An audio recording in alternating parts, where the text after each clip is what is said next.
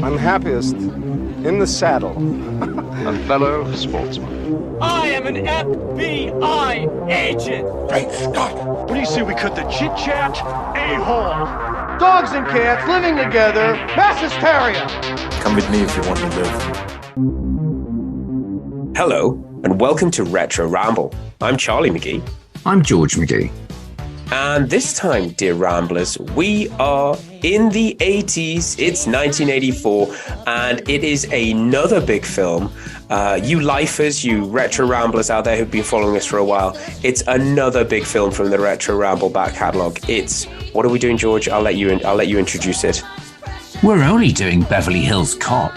Oh my God, yeah, so 1984, and what a segue. If you've been checking out our Patreon episodes, we've been doing a bit of an 80s soundtrack special for our Patreon subscribers, and we're talking about the amazing music of the 80s, and going back and watching this film, that is one of the things that stuck out to me. What a soundtrack. But we're going to be covering a lot of other ground other than just bopping music, aren't we, George? Oh, absolutely. We've talked about it elsewhere on some of our stuff on Patreon, but yeah, this film has had a huge impact on the 80s blockbusters. I mean, I'm sure if you did a compilation, that screen grab of Eddie Murphy doing the AOK sign would come up in your movie montage. And as you say, you know, the soundtrack's iconic, you know, really important film for Eddie Murphy's career, which we'll get into. But yeah, I haven't seen it in years, so it was great to go back and revisit it. Yeah, so if you've not listened before, you probably don't know what we cover on this podcast, but George who we are, what we do, or why you've downloaded this podcast. But let it be said, we revisit the films of our youth. George and I are brothers. What else should we tell a first-time listener, George? So we're a little independent film podcast, and yes, it's all about Charlie and I revisiting the films of our youth. It's a light-hearted look back, I think it's fair to say. So there'll be trivia. Charlie and I will be reviewing the film in question. We'll be going into it in detail, so there will be spoilers from the very off. We like to have a bit of fun with it, so there might be some childish humour, there might be some swearing, so please be careful if you're listening to this in a car or in a place of work, which I was recently told somebody was listening to one of our podcasts at a place of work and got into trouble. So Is yes, that because we said fuck or bugger? Or... It was actually one of our guests dropped the C-bomb, apparently. I was like, wow, I don't really remember that. But anyway, yes, so there will be spoilers, there might be swearing, there'll definitely be some bad impressions. But as I say, sit back, enjoy the show as we take a trip back to 1984. Wonderful. While George gets the trailer queued up, I should just let our listeners know that, yeah, I am the older brother. George is the more knowledgeable one, the one who's studied film, who knows what he's talking about. And I'm just still trying to get my head around things. But yeah, it's just a bit of banter between two brothers. Have you got the trailer ready, George? Are we good to go? We're good to go.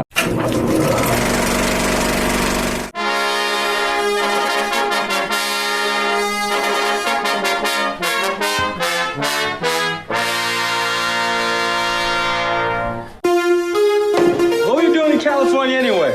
I was working. Working where? Beverly Hills! Hey, Mikey.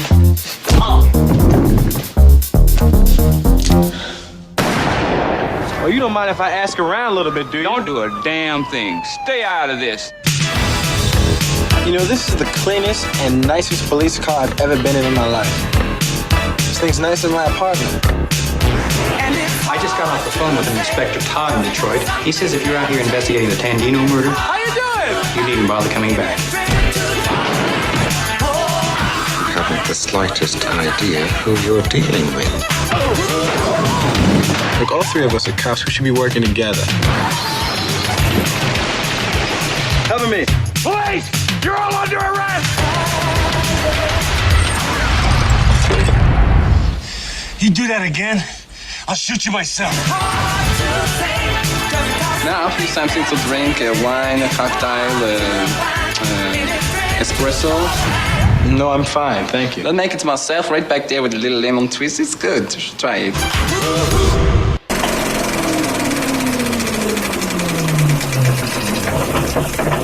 So, George, a big film for us. I can remember, I don't know, I feel like I've watched this film so many times, and it'll be interesting to talk about what it was like to go back and revisit this, but this was a big film of our youth, was it not? It was, and again, yeah, we'll probably talk about it later on. But for me, I've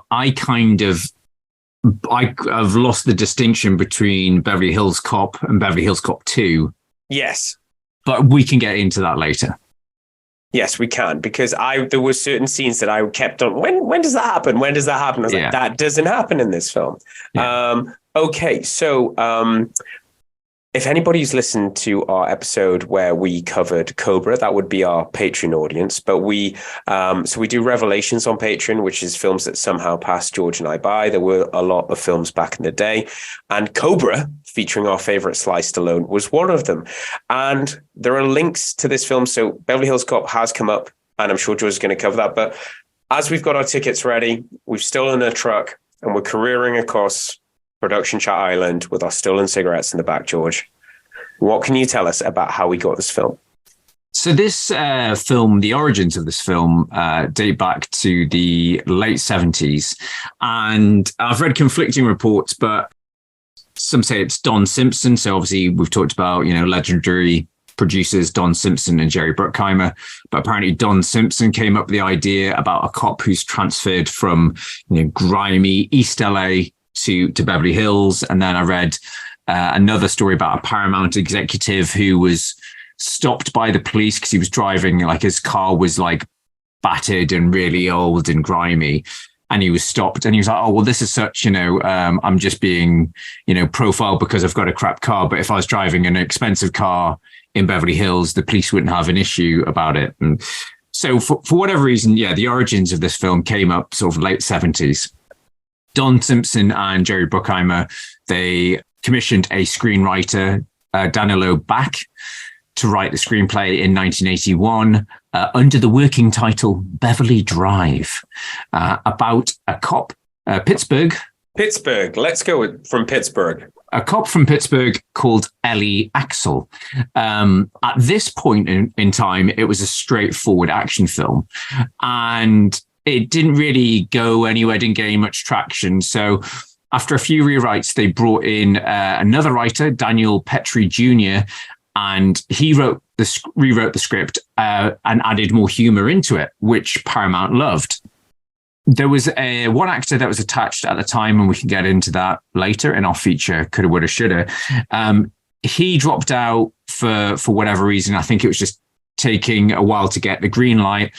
And then suddenly Paramount sent the script to Sylvester Stallone. So this is the part.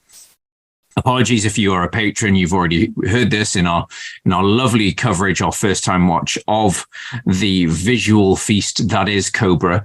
But yes, the script was sent to Stallone, and Stallone, being actor, writer, director, rewrites the script to fit his persona better. So he strips out all the comedy again.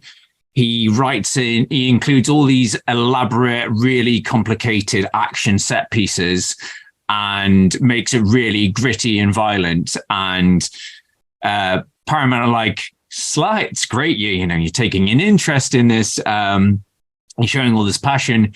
This is going to be far too expensive and it's not funny. And we want it to be a comedy. And so I think there was a mutual agreement to part ways, but the studio said to Stallone, feel free to take these ideas and reuse them for your own script, as long as you take out the main concept of, a fish out of water cop in Beverly Hills. Feel free to use the parts that you've chucked in. So Stallone goes off and will eventually go and make Cobra, which I think is 1986. So it's a couple of years down the line. Okay. I think he was probably busy working on Rocky V, I think. Rocky IV at that point.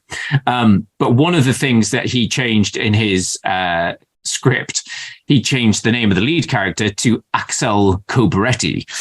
And then obviously in the spoiler alert for Cobra, he changed it to Marion Cobretti. Much more manly. Much more manly. But I think when you've got somebody like Sly at the juncture in his career, the star power he would have, it would be very difficult to say no. And I think that says a lot about Bruckheimer and Simpson, that they were able to obviously attract that sort of talent, manage that sort of talent, and even let that sort of talent rewrite completely the script and take story, and then still trying to go, you know what? We're going to have to let you go. You take that. No, it's great. It's great. Yeah. You take it, go make a movie with it. Just don't steal our plot line. Go do whatever you want with that script type thing. I think that shows a lot of worldly experience on their part.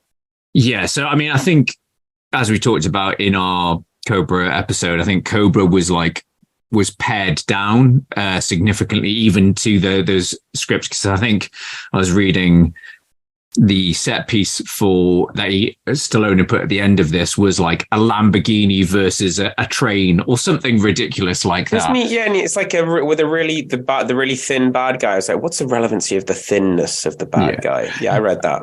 So yeah, enough about Stallone. What impact did that have on this film? So then they pretty much go back to the original script, and meanwhile, Paramount had been courting Eddie Murphy. So let's talk about Eddie Murphy. So obviously, you and I have covered a couple of Eddie Murphy's Trading films. Places, Coming to America. Yeah, so Trading Places and Coming to America, they're very interesting point in Eddie Murphy's career, because Trading Places is the start of his ascent. I mean, his first main role is 48 Hours. Obviously, that's a big hit. I think he's still on Saturday Night Live at this point. He does Trading Places, and that's it's a dual hander with Dan Aykroyd, but that's a huge success. And so, yeah, he kind of has the pick of the parts effectively, and he's getting a bit more star power. Whereas when we then covered Coming to America, that was kind of Eddie Murphy at his peak. So this is a very interesting point. This is the emergence of Eddie Murphy, the movie star. And I think it even says in the opening credits after the Simpson Bruckheimer, it's like an Eddie Murphy production. Yeah.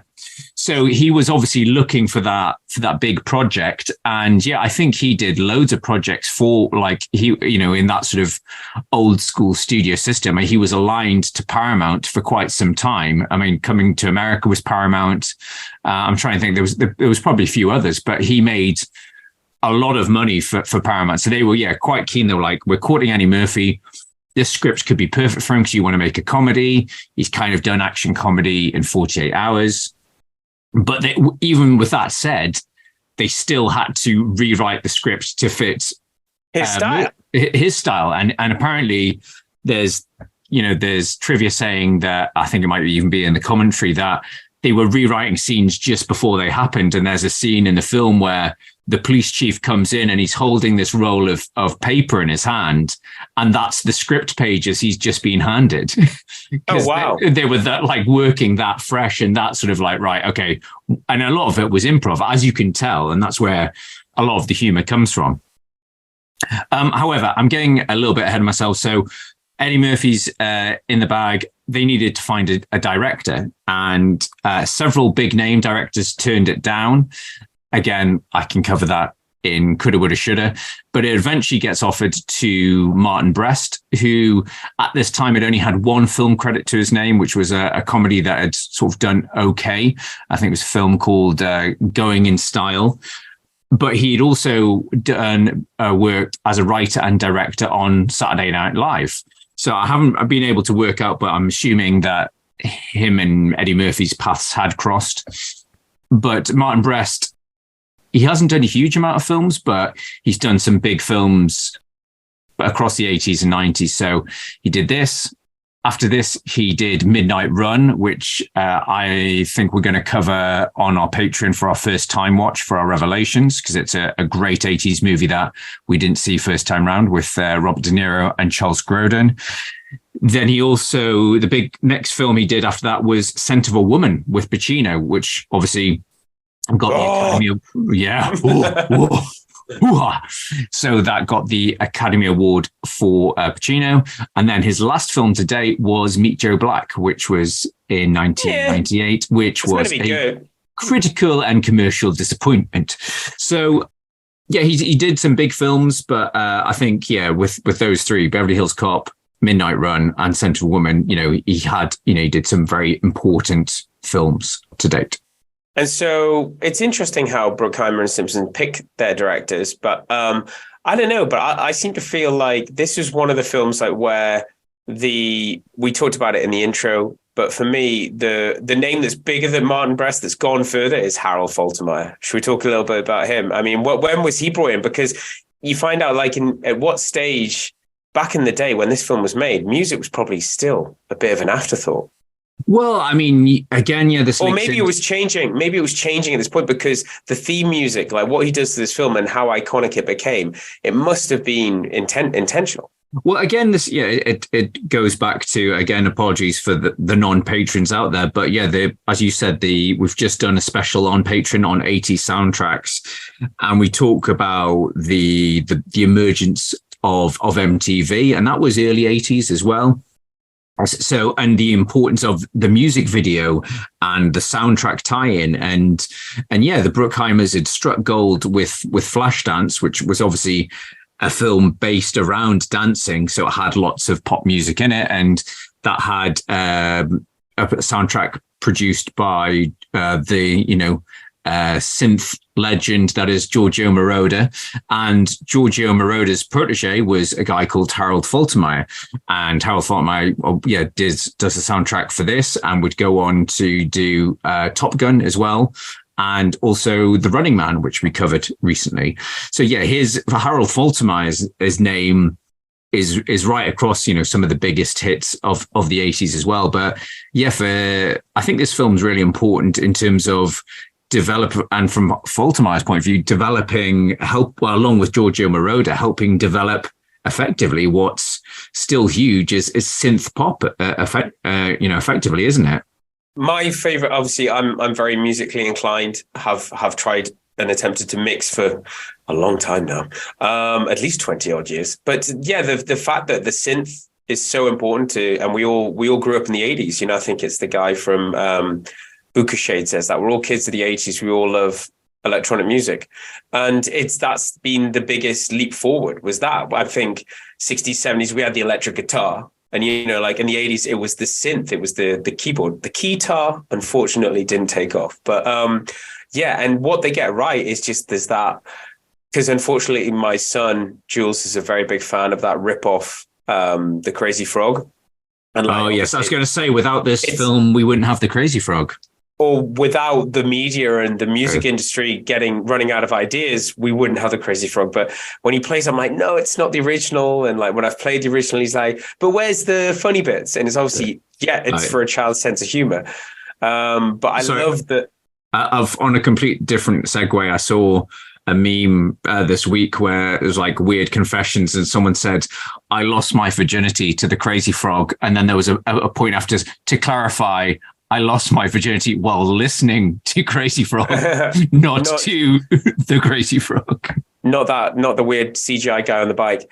Yeah. So I think, this was, and just talking about the music briefly, this was an amazing moment for synth pop, and it was used brilliantly. And I just think in the opening scene, you've got Neutron Dance by the Pointer Sisters. And it just, what's that other song that's that I rediscovered watching this film that's in the vacation movies? Well, there's Neutron Dance, and then there's Stir It Up, isn't it? Stir It Up. That's it. I'm sure that's in a vacation movie. Possibly. And let's not forget the classic opener, which is only featured very briefly. The Heat Is On. Yeah, but how many times? Because what's weird is because that's Harold Faltermeyer, isn't it? No, that's Glenn Frey, who was part of the Eagles. Okay, but I mean, the fact that is such an iconic tune, and that I'm guessing that was released as part of this film soundtrack. Oh, absolutely. And like every, sort of 80s pop hit, it's got a saxophone solo, it's got a guitar solo, a bit like Maniac, where you've got like saxophone and guitar, like almost dueling against each other. Just to show how much George and I live the brand, I was walking along the streets today listening to Maniac, and I think I was saying the lyrics out loud and really terrifying my fellow I've just got subway passengers. I've just got visions of you shuffling down the subway side to side. No, it's just when I'm speaking the lyrics of Maniac, it's like she's a cruel, anyway. Yeah. So yeah, I mean, I think the just to jump back to that point, the Bruckheimer and Simpson, they saw the value in and the importance of a film soundtrack and how much extra, in a era before DVD, obviously the VHS rental market was out there, but in terms of extra revenue for a film, getting the films turning out a hit soundtrack full of the latest pop songs, people were going to rush out and buy it immediately. And it was affordable. And that's why, you look at this and then you look at Top Gun and we get into that era where it was like, right, we've got this big movie coming out. We need some hits. We need some pop stars to work on it. Absolutely. I mean, it's just going back to this film. It's like the muscle memory kicks in. It's like, oh, now they're using this track. And I feel like I've discovered at least one track. I don't know if it's at the end of the film when the credits roll, but I didn't associate with this film that I didn't recognize, like a really good 80s track, which I'll include in the notes. But is there anything else we need to cover, or should we talk about the movie itself? No, I think let's just talk about the film itself. Wow. I mean, I like how what we talked about earlier about Eddie Murphy being in Trading Places. So that was before this film, obviously. But I did see some similarities in the opening credits about lots of cityscapes. The montage of grimy Detroit. We'll replace Philadelphia with grimy Detroit. Yeah, and just to make that real, let's show the paradox between the two scenarios and very much the fish out of water. Now, I don't know if there's a lot to say about the opening scene other than the amazing amount of physical destruction, which I think as a young boy watching this film, that's what got your juices going back then. It was just smash the cars, destroy everything, a big truck going around town. Absolutely. There's so much carnage, pun intended. But it's like the guy's just like, who's driving the truck is just going nuts. And it's just like, why don't you just run away? maybe if I go faster, I'll be able to control this truck more. Yeah.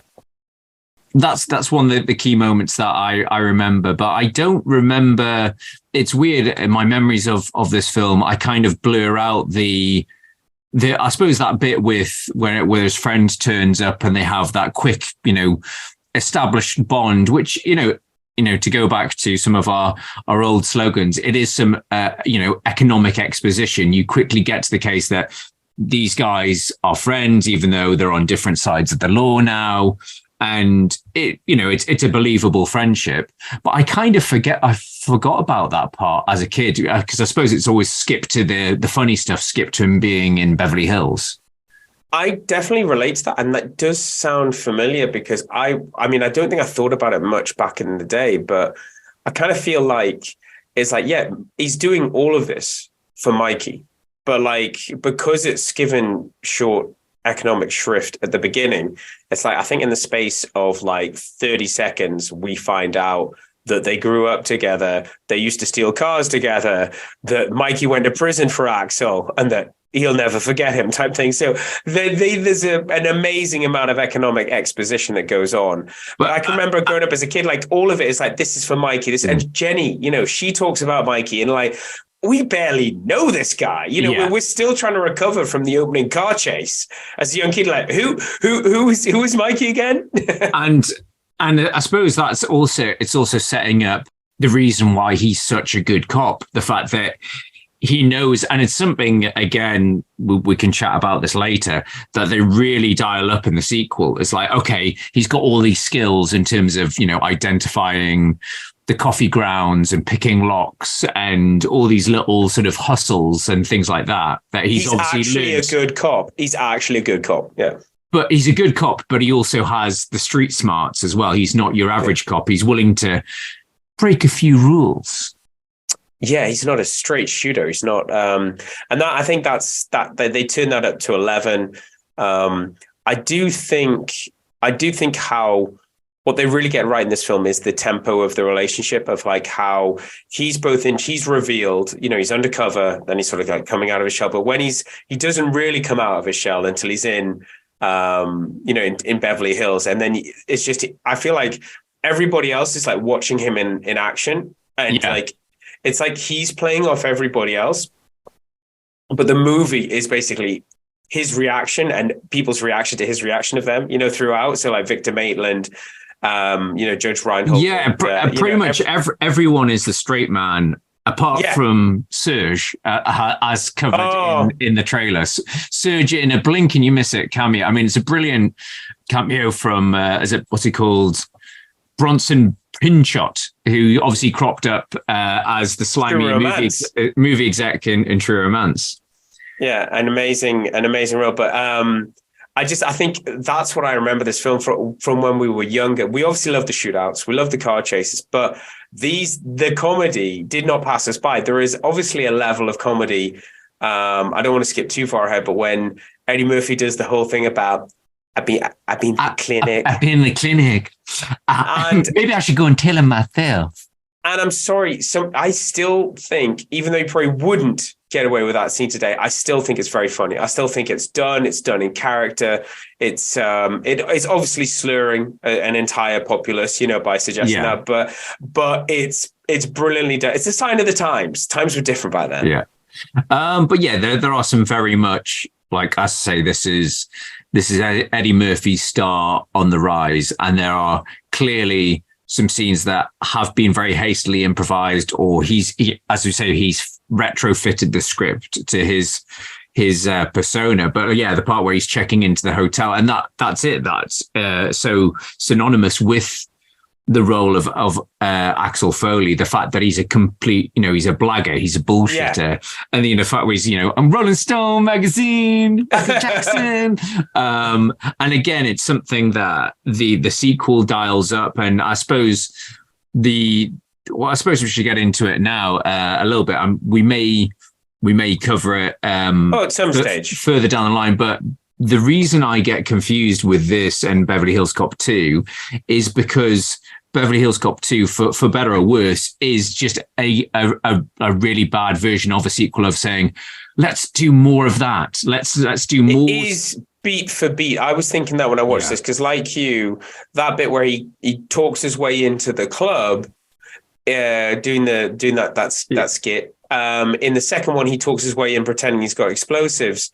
And then the fact that he talks his way in the hotel, I was like, when is he the foreman who talks his way into that house? Oh, that's in the second. Yeah, when's Johnny Wishbone and so it is kind of beat for beat. But the thing is, we still love the second one. We went back for more.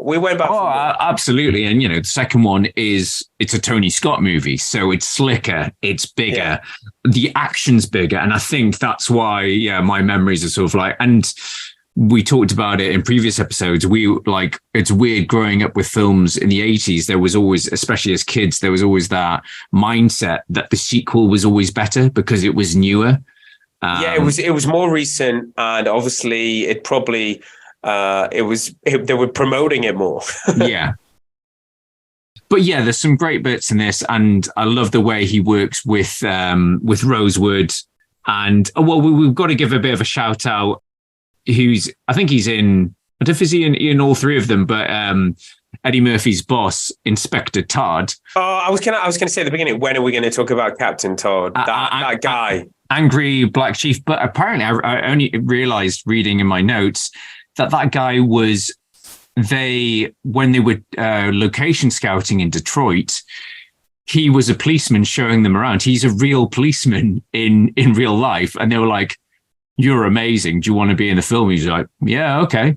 I was wondering when you were going to offer me a part. I feel like you said something like that. But yeah, he's awesome in it, and he's the way he just like gives.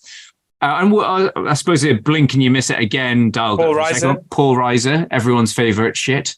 Yeah, I'm really hot right now. Just give me a little part. I just need to be in movies. Just put me somewhere. Yeah, the snivelly guy. Do love a bit of Paul Reiser.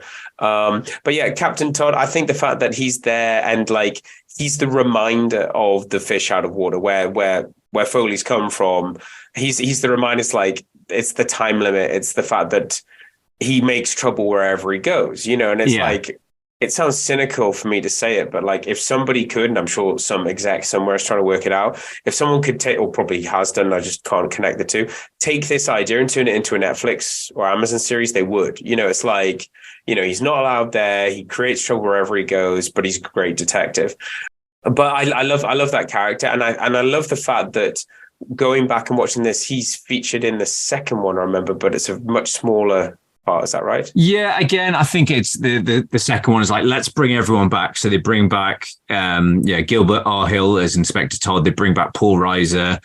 Obviously, you've got Taggart and Rosewood.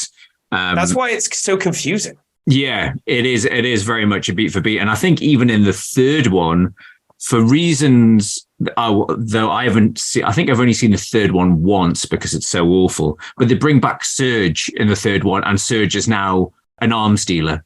It makes no sense at all. And I think the reason for the third one is that Inspector Todd is killed, maybe. I don't know. Again, we'll get to that film way down the line. Not in a big rush down to that. And then I don't want to quote any internet memes, but you know what we're going to do now? Now what we're going to do is we're going to talk about Mike from Breaking Bad.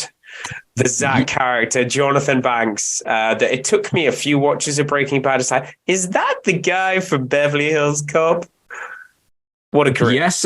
And again, he had a very small role on the other side of the law in Gremlins. He's one of the cops in Gremlins, which would have been the year before. I think Gremlins is 83.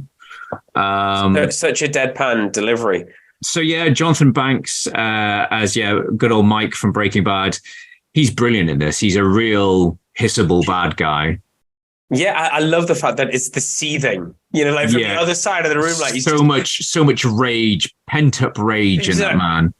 But I think he's bringing a lot of the cop side to him. You know, I think it's just like, I know how to look like a bad guy. Very character acting.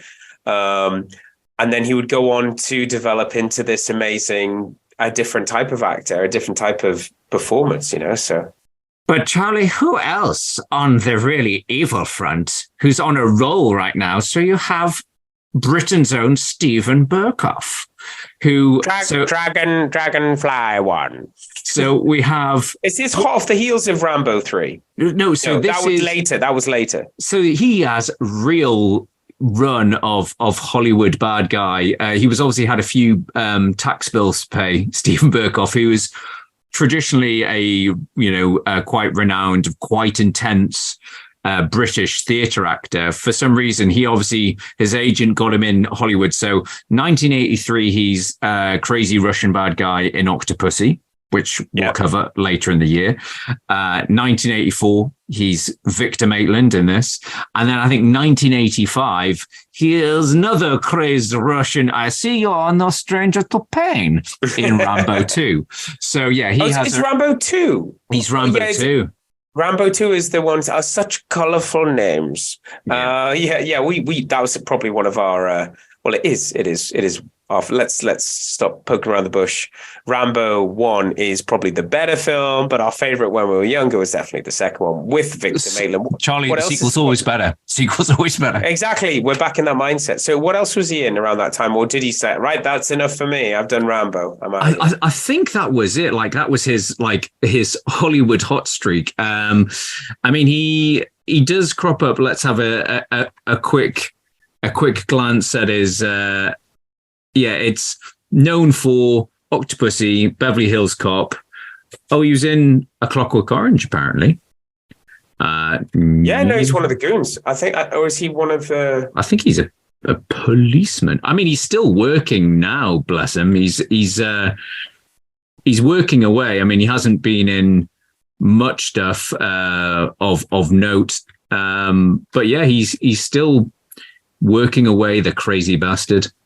But I mean, that's one thing to say about this film is that, as George and I say many times on this podcast, the 80s were like TV, what it was. So many great, well-established character actors, quite a few pop up in this film, and no other than talking about bad guys. Shall we talk about Sir Ronnie of the Cox variety?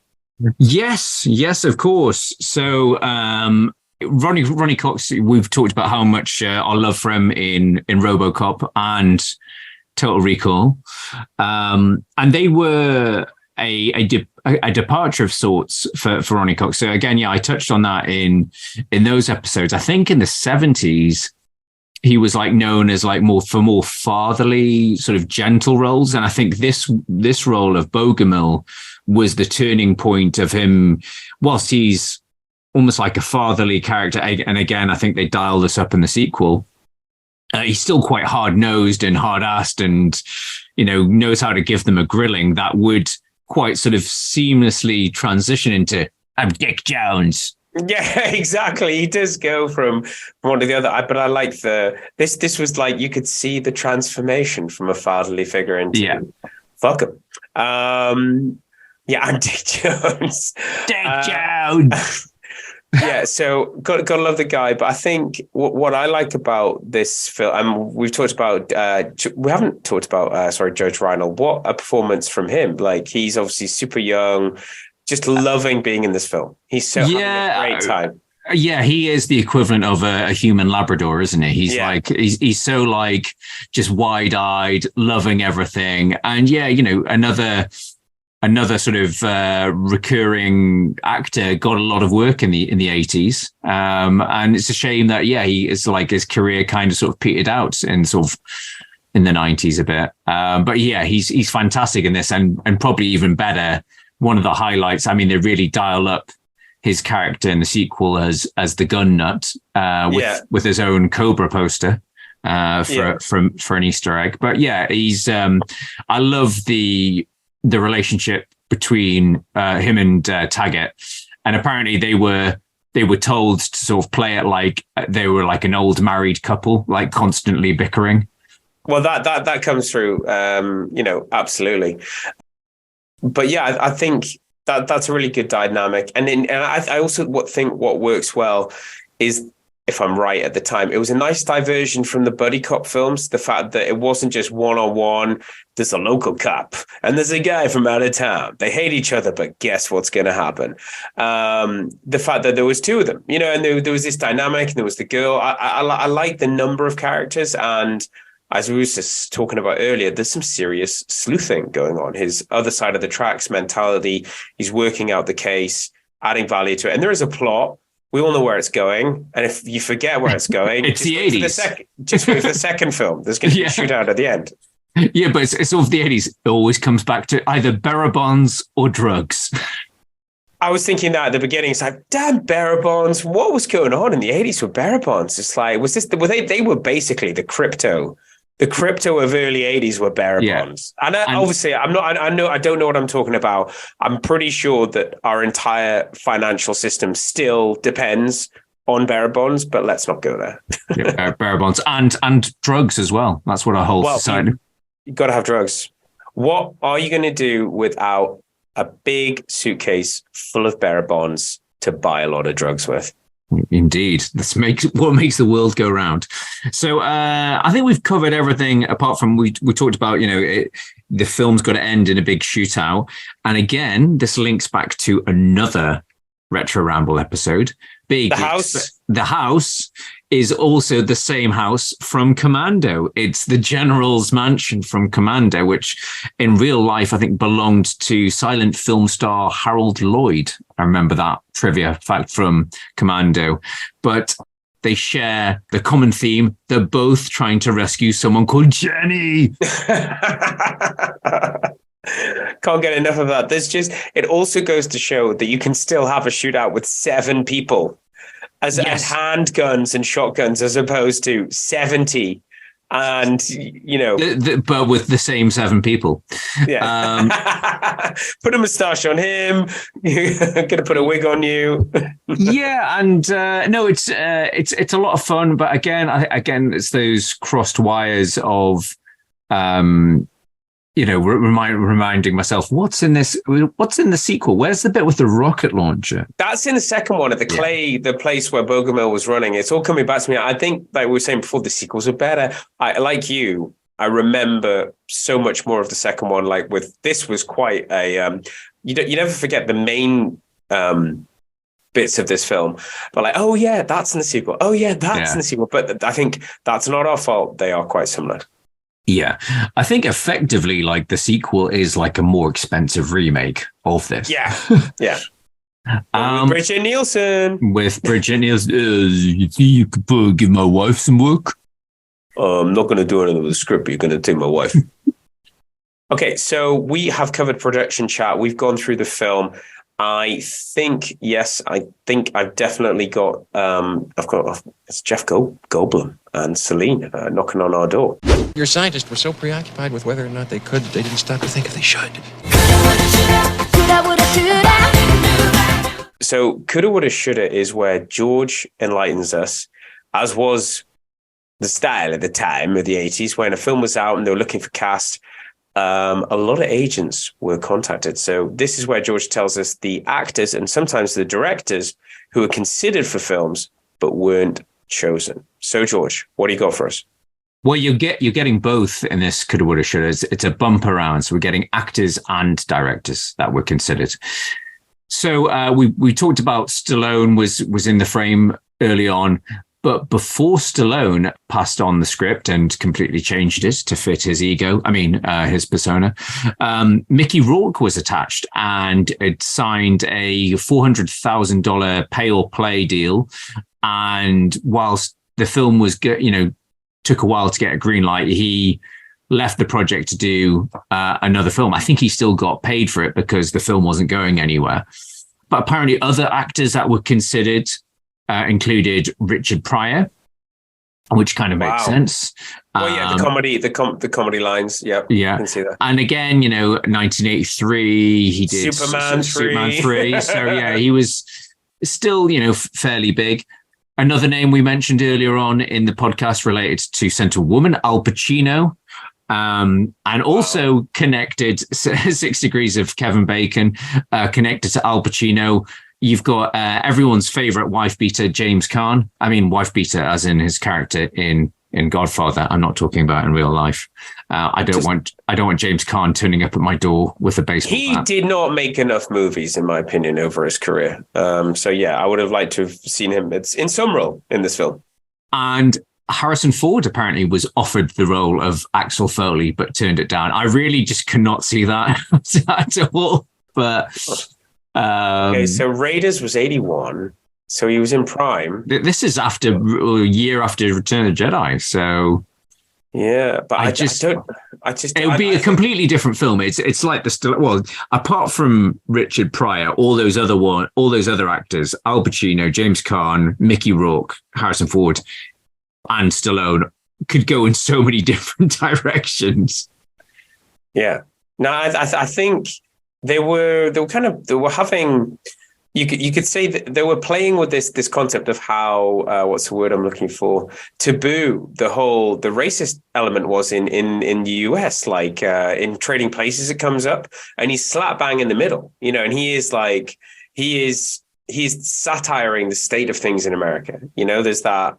Yeah, that line from Mortimer, it's like, if you think I'd hand over the running of our company, so there's this stuff like that. And in this, they're totering up to it. So my point is, I can't imagine this film working as well without a black actor. Satiring that a black actor turns up in a beaten up car in Beverly Hills. Sorry, not black actor, a black cop turns up in the 80s at this time. It wouldn't have had the same sort of impact. Yeah, it helps, as I say, with the whole fish out of water. And yeah, in some ways, that's why it's a very, a thematic sequel almost to Trading Places. Well, you've got the Bogomil is like, we're not really comfortable with your type. In Beverly Hills, I think that they're all just like so straight laced and white. I just think it really, really does stand out as what the message was. Yeah. And in terms of directors, apparently David Cronenberg was offered the chance to direct and turned it down. Again, that would have made a very interesting film. But also Scorsese turned it down because he felt the concept was too similar to a film called Coogan's Bluff, which is a Clint Eastwood film where I think he's like a Texan sheriff that has to go to New York. It's like a fish out water cop. similar thing. That was in the, when was Coogan's Bluff? That's 1968. Oh, okay. So that's quite early on in Clint's career. Anyway, so yes, there you have it. A very some very different options. As I say, the film could have turned out very differently for a number of reasons, number of actors, number of directors. It could have gone some crazy different ways, but without Beverly Hills Cop, we wouldn't have had Eddie Murphy's career or Cobra by Sylvester Stallone. So I think we've covered everything we normally cover. George, what was it like for you in terms of the revisit? What was it like for you going back and watching this film today in 2023 at the time of recording? Well, it's a funny one. I think I've talked about the second film a lot. And I think I've seen that more recently and probably more often, as I say, you know, to link back to what we were talking about, because it's more action packed. And as a result, this film, and it sounds like a disservice to this film, but it feels quite small in comparison.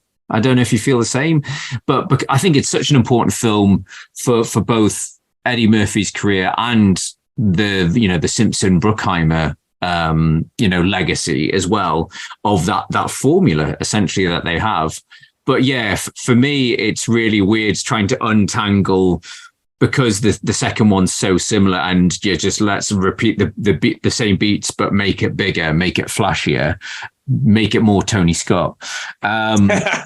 It is, I say it does feel quite quaint, but it's such a brilliant example of Eddie Murphy's star power. And I think if this film didn't happen for whatever reason, I think Eddie Murphy would still be a star. You know, he would go on and do something else. But it's a great example of Eddie Murphy's, of his chops, the fact that he pulls off the comedy stuff, but he's a believable action lead as well.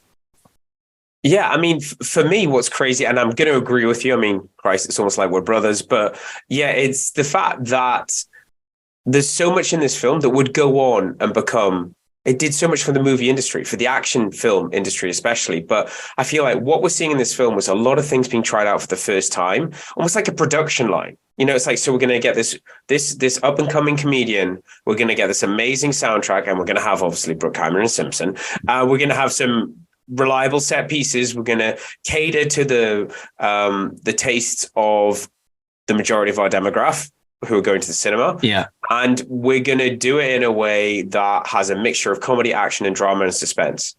And that's what I look at this film exactly the same as you. It's like, I remember the second one because it's glossier, it's more Tony Scott.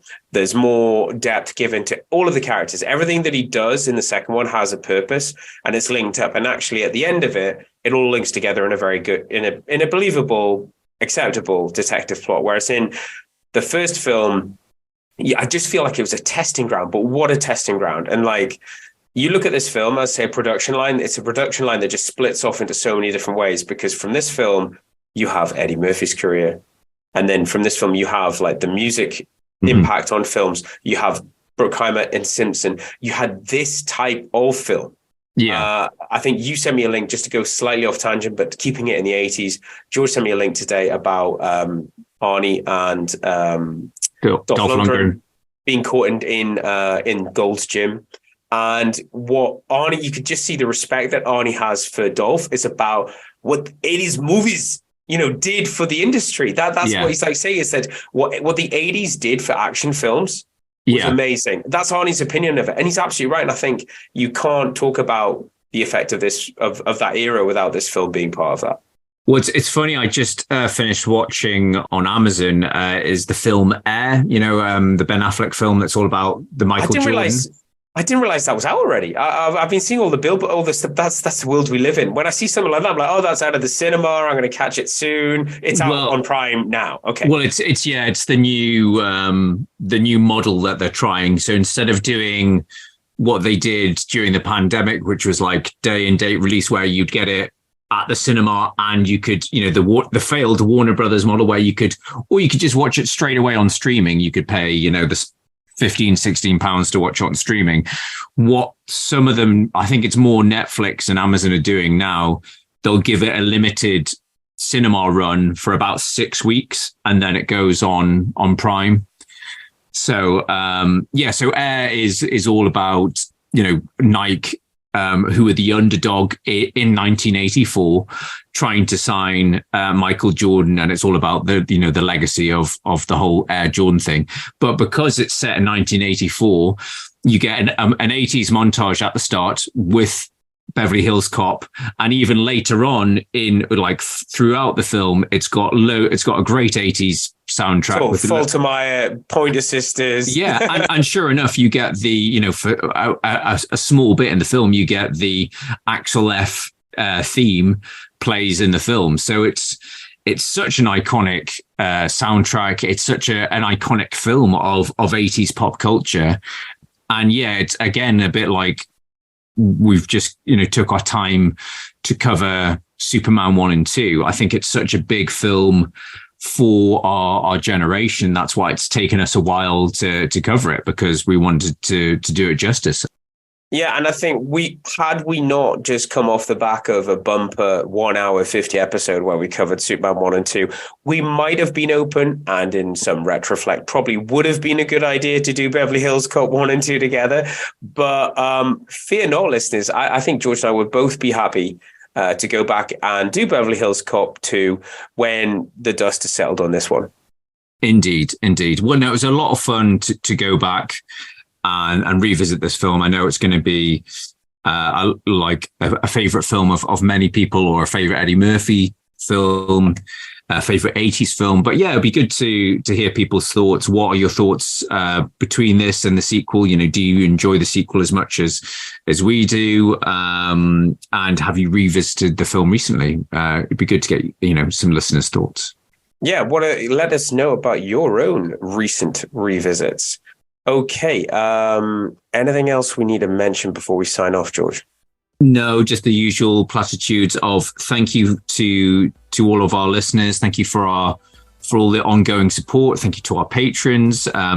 If you're new to listening to Retro Ramble and you've enjoyed this episode, we're over 100 episodes now, so please go and check out our other episodes. But more importantly, please leave us a review on your podcast platform of choice, or tell a like-minded friend. Or just send us your Apple login details and we'll do it for you. Okay. Exactly. So for this episode, I've been Charlie McGee. I've been George McGee. We'll see you next time. Bye-bye.